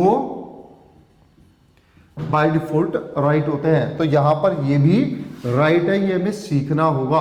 बाय डिफॉल्ट राइट है, ये हमें सीखना होगा। या यूं भी कह सकते हैं कि अगर मैंने कहा some B are A, some B are A का मतलब ही ये होता है कि some B are A are B. These are two synonyms. ये दोनों कन्वर्जेबल स्टेटमेंट है। अगर मैं सम बी आर ए बोलता हूं तो उसका मतलब सम ए आर बी भी होता है। तो जब इसको राइट कर रहे हैं तो ये तो बाय डिफॉल्ट राइट होगा ही। ऐसे हम लोग कन्वर्जन की कंसेप्ट भी सीख लेते हैं। पहले मैं ये समझा देता हूं कि ये कंसेप्ट क्या है। तो आपको इसको कुछ इस तरीके से लिखना होता है क्या कि अगर मान लीजिए मैंने कुछ स्टेटमेंट दे दिए ऑल ए आर बी, ऐसा लिख सकते हैं all D are I, all I are N E S H, Dinesh. अगर ऐसा कोई डायग्राम है all and all and all, तो आपको ध्यान रखना है कि आप जब इंटरनल से एक्सटर्नल की तरफ आते हैं तो उस केस में आप ऑल बाय डिफॉल्ट राइट करते हैं और सम भी आपको राइट करना होगा। लेकिन जब आप एक्सटर्नल से इन करते हैं तो उस केस में आप ऑल रॉन्ग करेंगे और सम को आप बाय डिफॉल्ट राइट करेंगे। तो आप कह सकते हैं कि सम तो हमेशा राइट होता है, कैसे स्टेटमेंट के बिहाफ पर, ऑल के स्टेटमेंट के बिहाफ पर सम वाले कंक्लूजन तो बाय डिफॉल्ट राइट करने हैं। वाइस वर्सा, अगर स्टेटमेंट सम का है और कंक्लूजन ऑल का है तो बाय डिफॉल्ट रॉन्ग होगा। अगर मान लीजिए यही स्टेटमेंट कुछ यूं दे दिया गया होता,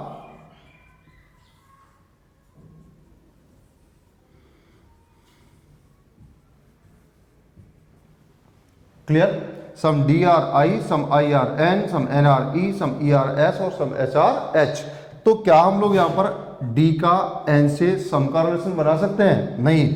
जिनके बीच में सम होता है सम उन्हीं के बीच में रहता है, तो सम के बिहाफ पर सम भी राइट नहीं होता, ये भी आपको चेक करना पड़ेगा।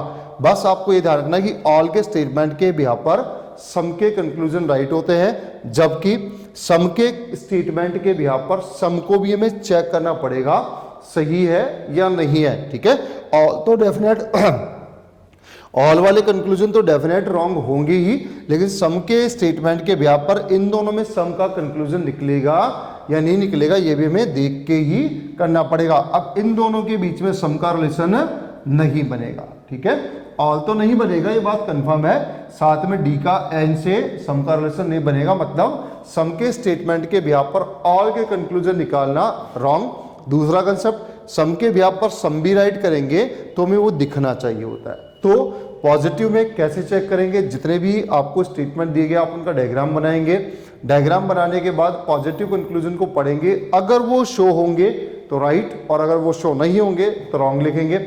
नेक्स्ट, जो एक एक्सेप्शन जनरली लोग मानते हैं वो मैंने आपको समझाया कि ऑल के केस में बच्चे को कंफ्यूजन हो जाता है कि उसको ऑल ही दिखता है, सम नहीं दिखता। आपको ये समझ लेना है कि अगर डी 100% आई में रखा हुआ है तो डी का 2% पार्ट भी आई में रखा हुआ है, that means some part of D are is in I, तो डी का सम पार्ट आई में रखा होता है। और अगर यहां तक भी नहीं समझ में आया तो फिर मैं कुछ कन्वर्जन आपको दे देता हूं जो आपको सीखने होंगे। These are known as conversion of this statement. कुछ स्टेटमेंट ऐसे हैं इस पूरे सिलोजिज्म के कंसेप्ट में जो आपस में कन्वर्जेबल होते हैं। Like as what, if I से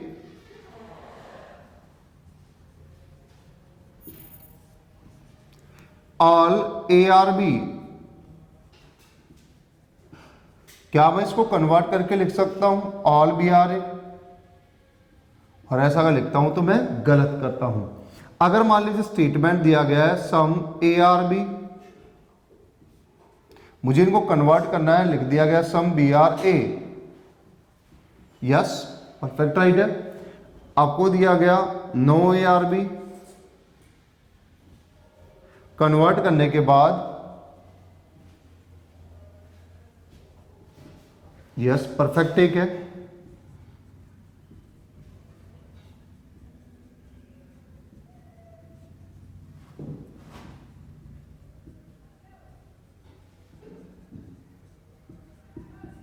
रॉन्ग एक है। तो हम कन्वर्जन वाले कंसेप्ट पे जाएं तो हम लोग यहां से देखते हैं, मैंने आपसे पूछा सम आई आर डी, तो आप इसमें राइट करेंगे सम आई आर डी, तो ये बाय डिफॉल्ट राइट हो गया। लेकिन अगर आपसे ये भी पूछा जाता है सम डी आर आई, तो आपको ये सीख लेना है कि ये तो कन्वर्जेबल है, तो some D are, if some I are D ये राइट है तो ये तो बाय डिफॉल्ट राइट ही होना है। तो जिनके बीच में ऑल होता है उसमें सम तो दोनों एंड पे राइट होता है। तो आपको कन्वर्जन से भी यही प्रूव होता है कि सम दोनों तरफ से राइट होता है और नो भी दोनों तरफ से राइट होता है। ऑल और सम नॉट सिंगल साइडेड है, वन एक तरफ से ही होते हैं। तो first concept how to check positive conclusion मैंने आपको समझाया विद एक्सेप्शंस। अपवाद कंडीशन केवल एक बनती है, जो भी मैं कहता हूं अपवाद है नहीं, हमें दिखाई देने की बात है, हम कितना प्रॉपर उसको देख पाते हैं, दैट इज द मैटर। ठीक है, तो पॉजिटिव कंक्लूजन्स को कैसे जांचा जाता है मैंने आपको समझाया। अब आते हैं नेगेटिव। नेगेटिव कंक्लूजन की अगर बात कर ली जाए तो नेगेटिव कैसे जांचे जाते हैं, कंसेप्ट नंबर 2 पे आते हैं। नेगेटिव कंक्लूजन कौन कौन से होते हैं हमें पहले से ही पता है। नेगेटिव कंक्लूजन 2 प्रकार के होंगे, no and some not, no and some not. कुछ एक बेसिक थ्योरम है जो हमें पहले से दिमाग में रखने हैं नेगेटिव को जांचने के लिए। All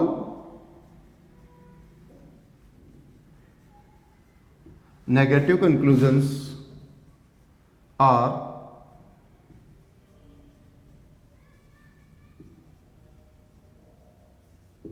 always wrong. All negative conclusions are always wrong. Star is there. दो स्टार क्या क्या है देखिए, ये कंसेप्ट हम लोग पहले भी डिस्कस कर चुके हैं। पहला कंसेप्ट है star 1,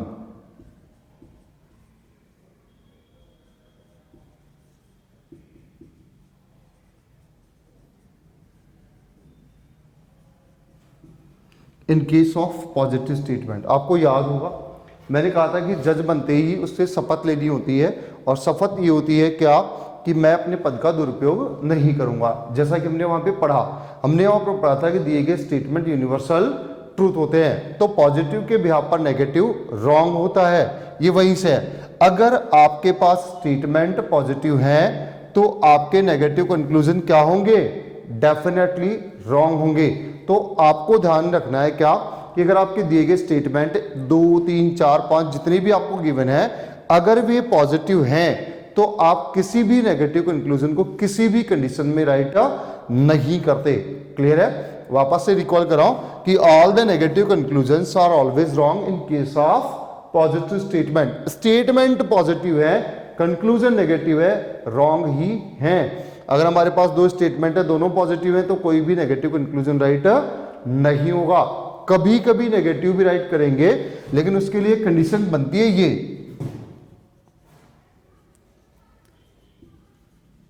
only negative statement, only negative statement follower, only negative statement follower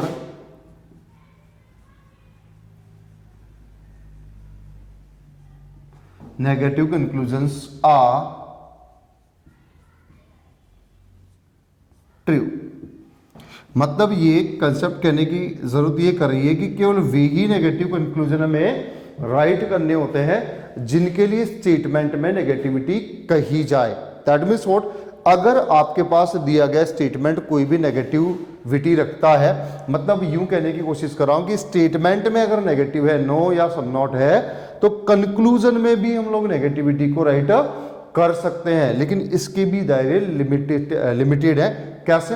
कि जिन दो के बीच में नेगेटिविटी दी जाएगी, हमें उन दोनों के बीच में ही नेगेटिविटी शो करनी है, किसी और के बीच में नेगेटिविटी शो नहीं करनी। मतलब ये कि नेगेटिव कंक्लूजन राइट हो तो सकते हैं, लेकिन उनके लिए स्टेटमेंट का नेगेटिव होना कंपलसरी है। तो आते हैं नेगेटिव स्टेटमेंट के आधार पे कैसे आप कंक्लूजन चेक करते हैं, उसकी भी एक कंसेप्ट हम लोग डिस्कस करते हैं।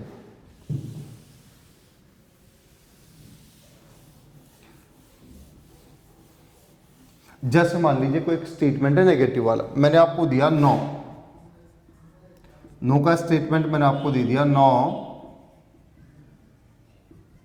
ARB। मैंने डायग्राम भी आपके लिए बना के रखे, ऐसे कुछ है। मैंने आपके लिए कंक्लूजन भी 4 दिए इसके भी यहां पर, no ARB,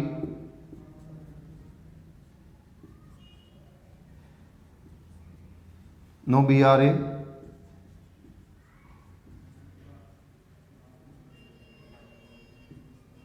some A are not B,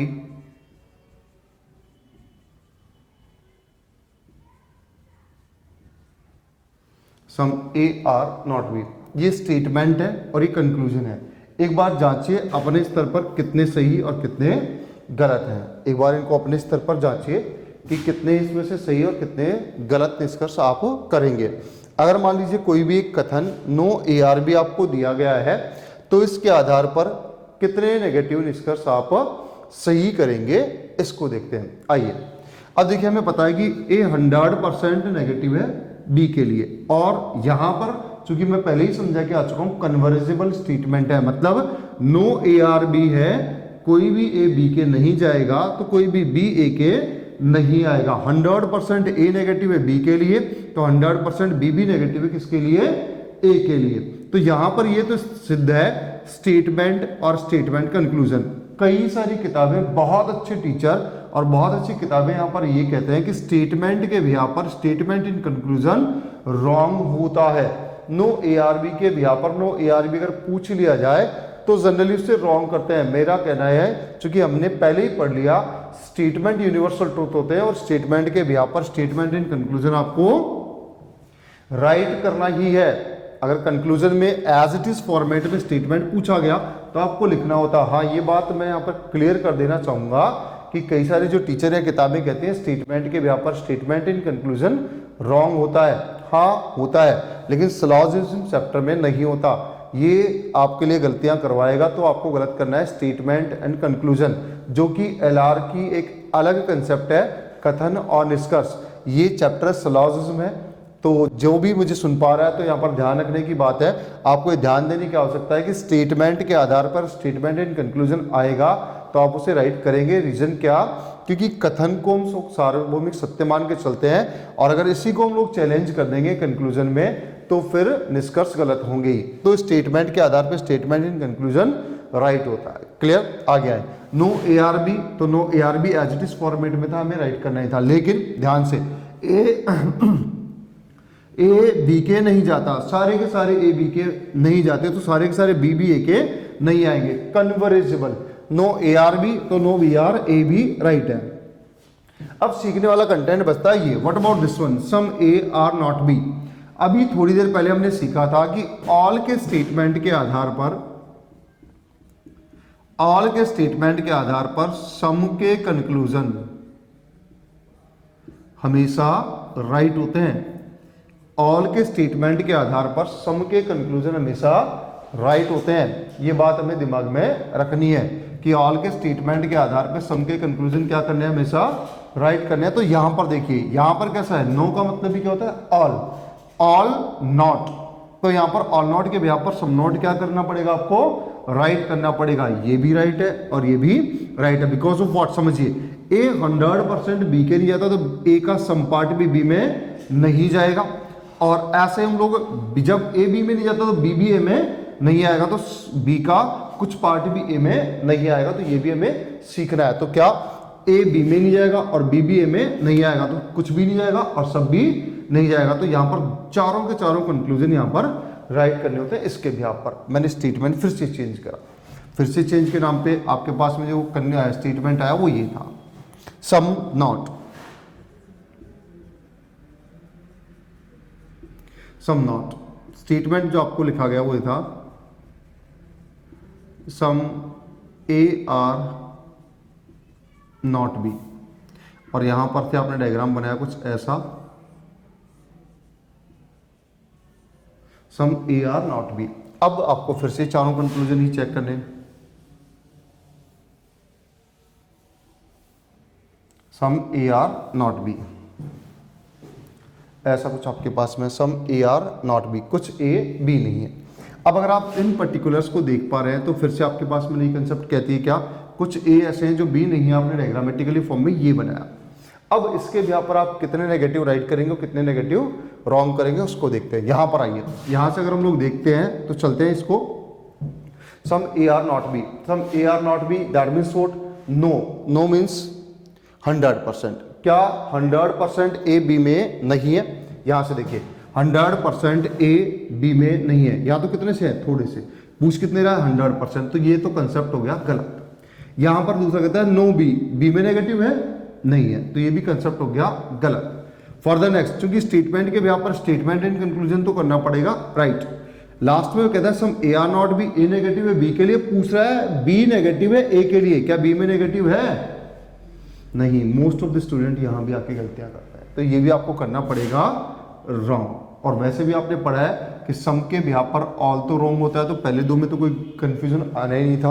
अब बच्चे लास्ट के दो, यहाँ पर हमें सीखना है कि स्टेटमेंट का स्टेटमेंट है इसलिए राइट करना पड़ा, और लास्ट में आता है अपना सम नॉट। यहां पर हमने देखा कि क्या बी में नेगेटिव है, अगर बी में नेगेटिव नहीं है तो इसका नेगेटिव भी हम लोग राइट नहीं करते। ये तो कब, जब सिंगल स्टेटमेंट है। लेकिन चूंकि एग्जाम में सिंगल स्टेटमेंट बेस्ड कंसेप्ट तो आना ही नहीं है, स्टेटमेंट तो 3-4 होंगे।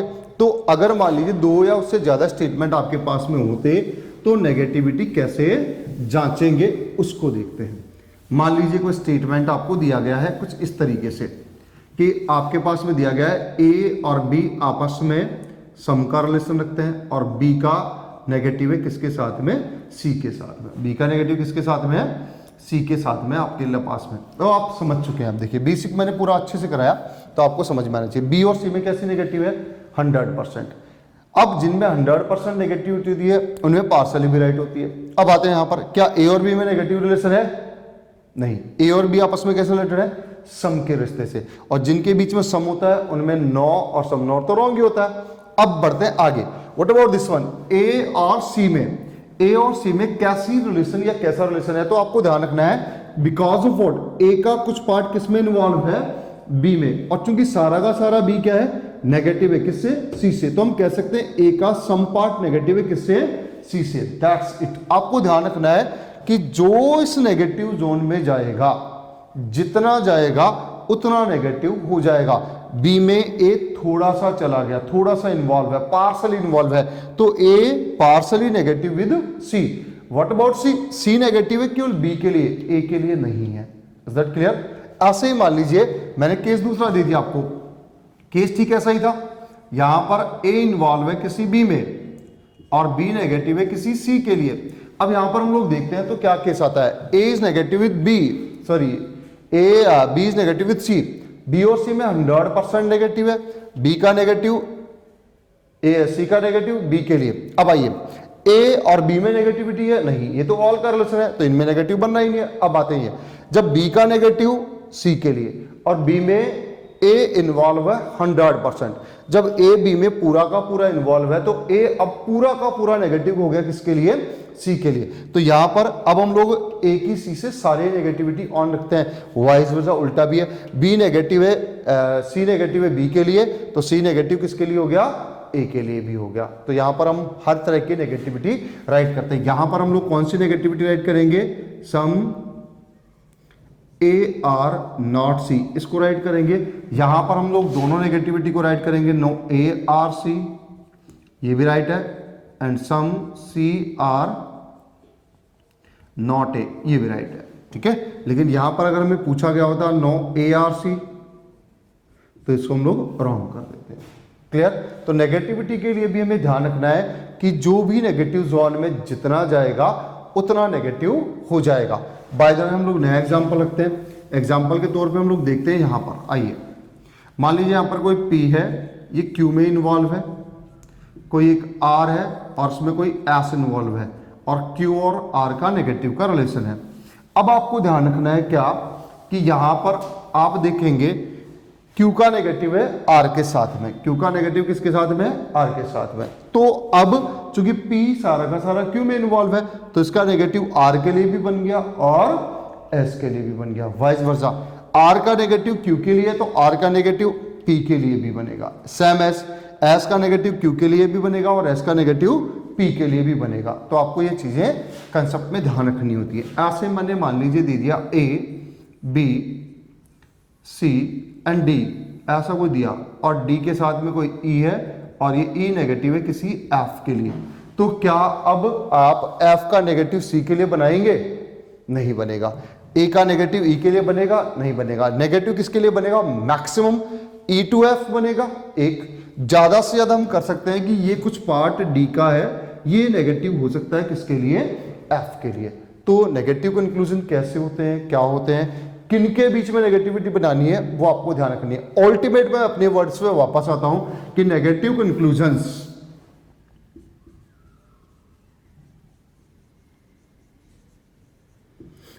कंक्लूजन्स कौन कौन से होते हैं हमें कंफर्म है पहले से, नो एंड सम नॉट। इसका मतलब यह है कि नेगेटिव कंक्लूजन दो हैं, नो और सम नॉट, और इनके लिए भी वही थ्योरम काम करेगा अगर नेगेटिविटी शो होती है। लाइक अस, देखिए माइनस का चिन्ह है, शो हो रहा है दोनों के बीच में, तो ये जितना नेगेटिव जोन में जो जाएगा उतना नेगेटिव करना है। शो होता है तो राइट करेंगे और अगर नॉट शो हो रहा है तो उसे आप रॉन्ग कर देंगे। क्लियर? अगर आपको नेगेटिविटी शो होती है तो आप उसे राइट करेंगे, और अगर आपको नेगेटिविटी शो नहीं होती तो आप उसे रॉन्ग कर देंगे। तो सेम कंसेप्ट वापस से आ गया जैसा कि हमारे पास पॉजिटिविटी में था। तो पॉजिटिव कंक्लूजन, नेगेटिव कंक्लूजन कैसे चेक करते हैं, ये कंसेप्ट भी हमने डिस्कस किया। क्लियर? आते हैं नेक्स्ट और फाइनल कंटेंट पे, कैसे हम लोग उसको चेक करते हैं। That is called as either or pair. Check either or pair.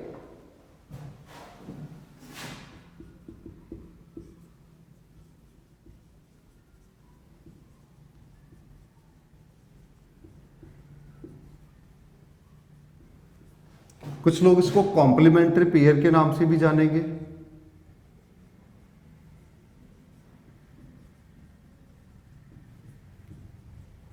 मैं बड़े प्यार से इसको सीपी बोलता हूं। तो either or pair, complementary pair और सीपी। देखिए जो सीखना था वो मैक्सिमम हमने सीख लिया, बस उसका यूज यहां पर काम आएगा। संपूरक युग्म बोलते हैं, या तो या युग्म बोलते हैं, या कॉम्प्लीमेंट्री पेयर कह सकते हो, एक ही बात है। ठीक है? इस पूरे कंसेप्ट में 3 प्रकार के आइदर और बनते हैं। पहला सम और नो का, दूसरा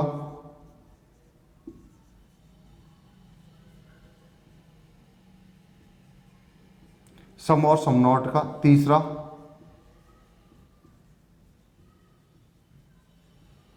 ऑल और सम नॉट का। ध्यान से देखिए, आइदर और मतलब या तो या, कॉम्प्लीमेंट्री मतलब ऐसे जोड़े जिनका एक भाग पॉजिटिव और दूसरा भाग नेगेटिव होता है। Complementary pair, the part of the pair which are made for each other, ऐसा जोड़ा जिसके दोनों भाग एक दूसरे के लिए बने हों, कॉम्प्लीमेंट्री पेयर कहलाते हैं। एक पॉजिटिव तो एक नेगेटिव होगा। चेक कर लेते हैं हम। आइदर और के कंसेप्ट में जब भी हम लोग चलेंगे तो हमें 3 जोड़े देखने को मिलते हैं जो कि सामान्यतः काम में रहते हैं। सम पॉजिटिव है तो नो नेगेटिव है, सम पॉजिटिव तो सम नॉट नेगेटिव है, ऑल पॉजिटिव तो सम नॉट नेगेटिव है। ध्यान रखना। तो पेयर 3 बनेंगे, all and some not, some and some not, some और नॉट। आइदर और, आइदर और के लिए अगर हम लोग मैं बताता हूं तो आइदर कंसेप्ट कहां से सीखने को मिली? लैंग्वेज में। लैंग्वेज में हम जाते हैं तो कंजक्शन या कनेक्टिव्स के टॉपिक में ये वाला वर्ड हमें सीखने को मिलता है, या तो या। अब आप खुद ही जब या तो या शब्द का प्रयोग करेंगे तो आपके दिमाग में बात आएगी कि या तो या शब्द का प्रयोग या आइदर और का यूज जब भी किया जाता है तो यू हैव टू सेंटेंस। जब भी आप आइदर और का प्रयोग करेंगे तो आपके पास में 2 सेंटेंस होंगे या होते हैं, तभी आप इसका प्रयोग करेंगे, नहीं तो इसका प्रयोग संभव नहीं। एक बात। दूसरी बात, जब आप ध्यान से देखेंगे तो दोनों जो सेंटेंस आपके पास है वो दोनों कंडीशनल होते हैं। जैसे आप आइदर का प्रयोग करेंगे, या तो वह आएगा या वह नहीं आएगा, या तो वह जाएगा या वह नहीं जाएगा। तो आप जब भी स्टेटमेंट में या तो या का प्रयोग करेंगे तो दोनों सेंटेंस कंडीशनल होते हैं। एक के होने की संभावना होगी तो दूसरा नहीं होगा, और दूसरे के होने की संभावना होगी तो पहला नहीं होगा। या तो वह आएगी या वह नहीं आएगी, या तो बारिश आएगी या बारिश नहीं आएगी। तो दोनों में से एक बात की होने की संभावना तय है। अगर है तो नहीं वाला गलत, और अगर नहीं है तो है वाली कंडीशन गलत होगी। तो ऐसा ही कंसेप्ट यहां पर भी है। जब 2 अननोन एलिमेंट होते हैं तो उनमें हमें 2 प्रकार के रिश्ते अगर एक साथ दे दिए जाएं तो दोनों में से एक रिश्ते होने की संभावना होती है। तो ऐसे ही कुछ कंडीशनल है। ईदर और संबंध हो भी सकता है और संबंध नहीं भी हो सकता। तो किसी भी पेयर को हम आइदर और पेयर कब बोल सकते हैं उसकी कंडीशंस मैं आपको लिखवा देता हूं। Condition number 1,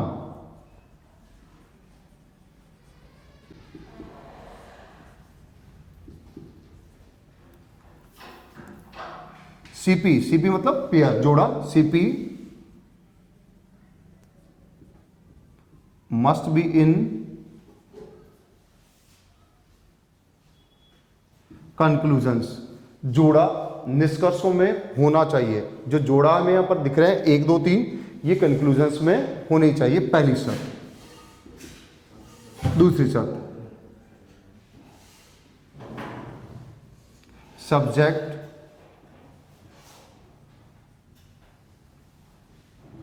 and predicate must be same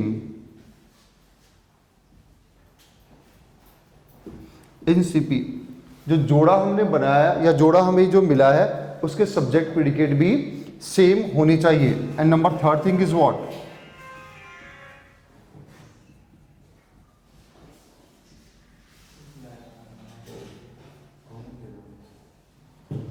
both part of CP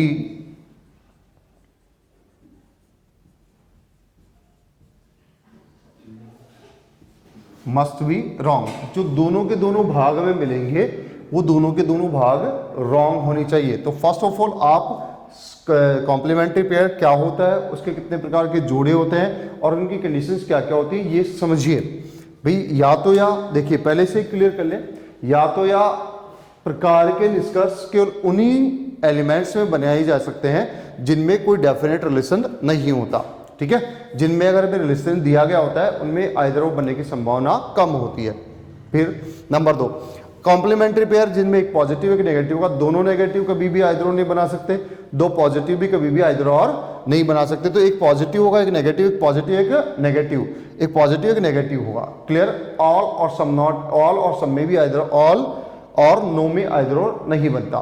तो 3 पेयर है जनरली। जो फेमस पेयर है वो है some and not, some and some not. अब दूसरी सब, इनमें कंडीशंस क्या है, जोड़ा हमेशा हमें निष्कर्षों में मिले, मतलब ये जोड़ा हम लोग जो ढूंढेंगे वो कंक्लूजन में ढूंढना है। एक बात, जोड़े के सब्जेक्ट और प्रेडिकेट समान होनी चाहिए। दूसरी बात, जो जोड़ा हमें निष्कर्षों में मिला है उसके सब्जेक्ट प्रेडिकेट भी समान होनी चाहिए, और दोनों के दोनों जो भाग है उसके दोनों कैसे होनी चाहिए, रॉन्ग होने चाहिए। तो ऐसे किसी भी पेयर को हम आइदर और की कैटेगरी में कैटेगराइज कर सकते हैं। एग्जाम्पल के तौर पे जैसे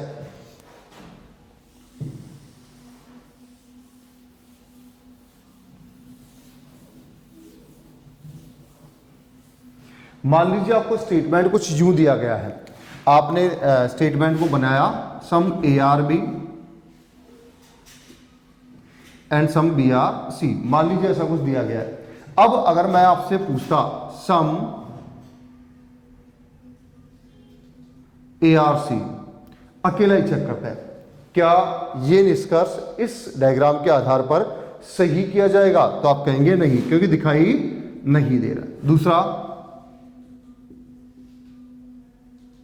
नो ARC, नो मतलब नेगेटिव, क्या यहां पर कोई नेगेटिव साइन है, और जब डायग्राम में नेगेटिव साइन ही नहीं है तो आप नेगेटिव कंक्लूजन सोच भी नहीं सकते। Because of what, in statements पे आप ध्यान देंगे तो आपको स्टेटमेंट लगेगा सम ARB पॉजिटिव है, सम BRC भी क्या है, पॉजिटिव है, और जब दोनों स्टेटमेंट पॉजिटिव है तो नेगेटिव कंक्लूजन तो राइट हो ही नहीं सकता, तो हो जाएगा आपका गलत है।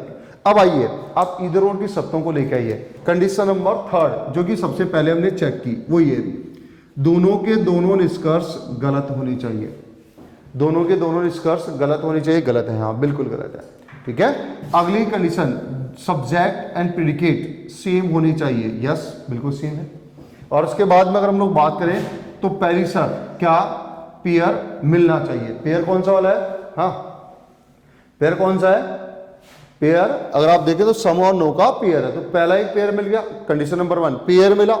कंडीशन नंबर 2 सब्जेक्ट और प्रेडिकेट मिले, और कंडीशन नंबर 3 दोनों के दोनों पार्ट गलत है।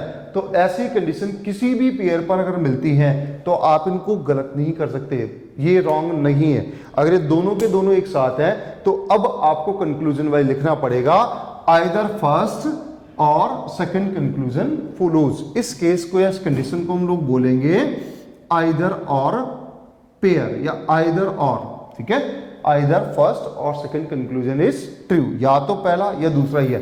जनरली एक पेयर हमें क्वेश्चन में देखते ही पकड़ में आते हैं। अगर आप कंक्लूजन में जाएंगे तो आप देखते ही कह सकते हैं कि ये जोड़ा या तो या बना सकता है या नहीं।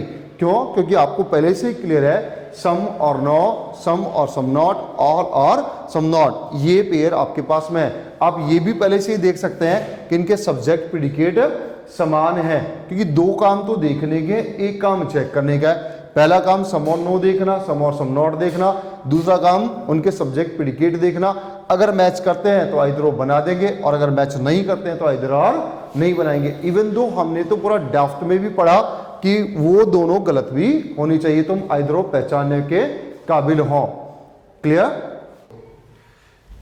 तो सिलॉजिज्म में हम देख रहे हैं कि दिए गए स्टेटमेंट के आधार पे कंक्लूजन्स को कैसे ट्रेस करते हैं, कैसे चेक करते हैं क्या वे राइट है क्या वे रॉन्ग है, कैसे जांचते हैं। मैंने आपको सीक्वेंसली समझा है कि अगर आप मान लीजिए आपको कोई स्टेटमेंट दिए जाते हैं तो एज ए जज आप उनको जजमेंट के लिए तैयार करते हैं, कैसे उनको आप डायग्रामेटिकली कन्वर्ट करते हैं। पॉजिटिव कंक्लूजन कैसे चेक करते हैं, मैंने आपको समझाया कि पॉजिटिव कंक्लूजन्स की अगर बात की जाए तो बिल्कुल सिंपल सा कंसेप्ट था, कंसेप्ट पॉजिटिव हो और चाहे नेगेटिव कंक्लूजन हो, अगर ये आपको कंक्लूजन में शो होते हैं तो आप उन्हें करते हैं राइट, और अगर शो नहीं होते तो आप उन्हें करते हैं रॉन्ग। जो भी कंक्लूजन है आइदर पॉजिटिव और नेगेटिव, अगर वो शो हो रहा है तो आप उसे राइट कर देते हैं और नहीं शो हो रहा तो आप उसे रॉन्ग कर देते हैं। फर्दर नेक्स्ट जो हमने क्लास में डिस्कस की दैट इज ईदर और कंसेप्ट। ईदर और कंसेप्ट मैंने आपको समझाया कि कोई भी दो एलिमेंट ऐसे हैं जिनमें कोई डेफिनेट रिलेशन आपको नहीं दिया गया, A B C D and this is suppose that F. तो हम अगर डायग्रामेटिकली देखते हैं तो हमें पता है कि यहाँ पर ए और सी में कोई डायरेक्ट रिलेशन नहीं है, ए और एफ में कोई डायरेक्ट रिलेशन नहीं है, डी और ए में कोई डायरेक्ट रिलेशन नहीं है। तो जिन पर्टिकुलर्स में डायरेक्ट रिलेशन नहीं होता आप उन दो में कोई भी एक पर्टिकुलर नेगेटिव या पॉजिटिव कंक्लूजन कंक्लूड नहीं कर सकते। और जब किसी भी पर्टिकुलर दो अननोन एलिमेंट्स में एक निष्कर्ष पॉजिटिव या नेगेटिव हम लोग राइट नहीं कर पाएंगे और उसमें अगर हमें दो कंक्लूजन एक साथ दे दी जाए, एक नेगेटिव भी और एक पॉजिटिव भी, तो हम फिर कंडीशंस को फॉलो करने लगते हैं कि पेयर मिलता है, सब्जेक्ट प्रेडिकेट मिलते हैं, और उनके सब्जेक्ट प्रेडिकेट मिलने के बाद दोनों के दोनों कंक्लूजन अगर रॉन्ग है then the conclusion is categorized is an either or category. Like as हमें पता है कि यहाँ पर ए और सी में ईदर और बन सकता है, ए और डी में बन सकता है, ए और एफ में बन सकता है, सी और एफ में ईदर और बन सकता है। तो अननोन एलिमेंट में ईदर और हम लोग बनाते हैं कंडीशन वाइज। अगर वो तीनों कंडीशंस को फॉलो करता है तो हम ईदर और को राइट करेंगे, और अगर नहीं करता तो ईदर और की कंडीशंस को रॉन्ग करेंगे। इतना समझाने के बाद भी फिर भी कई बार हम लोग कंडीशंस के अकॉर्डिंग ऑप्शन प्रॉपर चूज नहीं कर पाते, तो उसके लिए भी मैं क्लासेस में लिखवा देता हूं कि टिक ऑप्शंस क्या कंसेप्ट बनता है। नेक्स्ट नंबर 4 टिक ऑप्शंस। एक्चुअली वो सब कुछ प्रॉपर हमें आता है, लेकिन फिर भी हमें ऑप्शन को टिक करना प्रॉपर तरीके से नहीं आता। सपोज दैट हमारे पास दो ही कंक्लूजन है, तो आप कैसे कैसे किस ऑप्शन को टिक करेंगे, कुछ एक आइडिया मैं आपको देता हूं। जो जनरल पैटर्न था पुराना जो कि किताबों में चल भी रहा है उसको, for two conclusions if we have two conclusion, the conclusion number 1 is right and conclusion number 2 is wrong, question's answer is A. Only conclusion first follows, first wrong, second right, B is the answer. Only conclusion second is follows. If the one is wrong, second is also wrong, then check the condition of either or. If the either or condition is follows, the answer is C. Either the conclusion 1 or the second is follows. भाई पहला सही है दूसरा गलत है तो A answer मतलब केवल पहला सही था, पहला गलत और दूसरा सही है तो केवल दूसरा निष्कर्ष सही है। दोनों के दोनों गलत हैं तो जब दो कंक्लूजन है और दोनों गलत हैं तो आपको क्लिक करना चाहिए कि आइदर और बन सकता है। बस आप वहां से चेक करेंगे उनके सब्जेक्ट प्रेडिकेट और पेयर, अगर मिलता है तो आइदर और है और नहीं मिलता है तो आइदर और नहीं है, आंसर हो जाएगा आपका सी। और ऐसे ही आप 1 नंबर को चेक करते हैं रॉन्ग है, 2 नंबर को चेक करते हैं वह भी रॉन्ग है, और उसके बाद आप चेक करते हैं आइदर और कंसेप्ट्स। अगर ये भी सही नहीं है तो आपके क्वेश्चन का आंसर बनता है D. If the 1 is right and second is also right then the answer is E. ये पुराना से ट्रेड है, पुराना पैटर्न है, बहुत सारी किताबें बहुत सारे क्वेश्चंस इसी पैटर्न से हल किए गए होते हैं। लेकिन आजकल एक नया ट्रेड चल पड़ा है कि जो ऑप्शन बनेगा, जो कंडीशन बनेगी ऑप्शन में, हमें वही लिखनी होती है। फॉर नाउ अब क्या चलता है, 2 और मोर, 2 एंड अ मोर कंक्लूजन।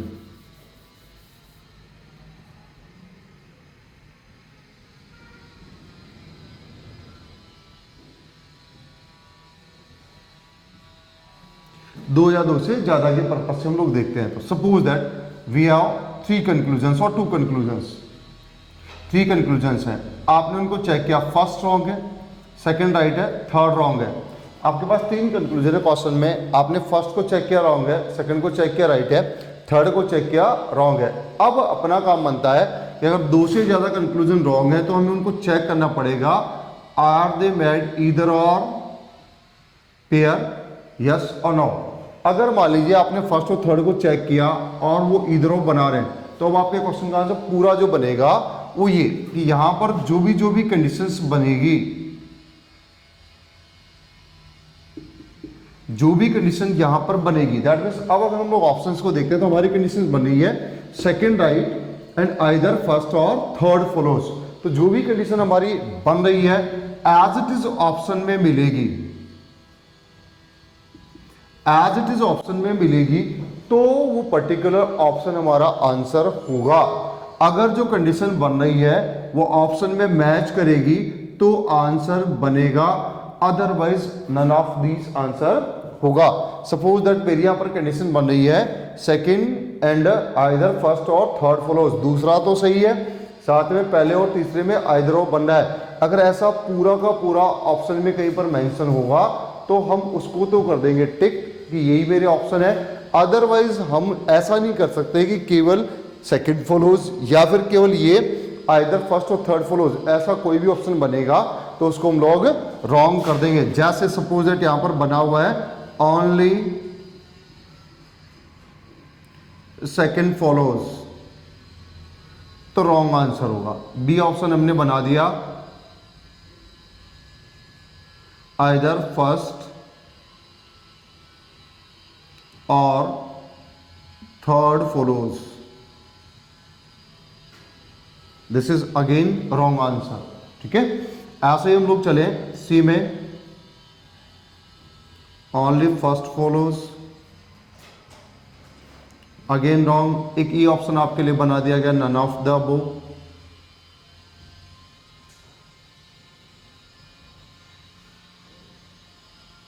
और डी ऑप्शन में लिखा होगा first and either sorry second and either first और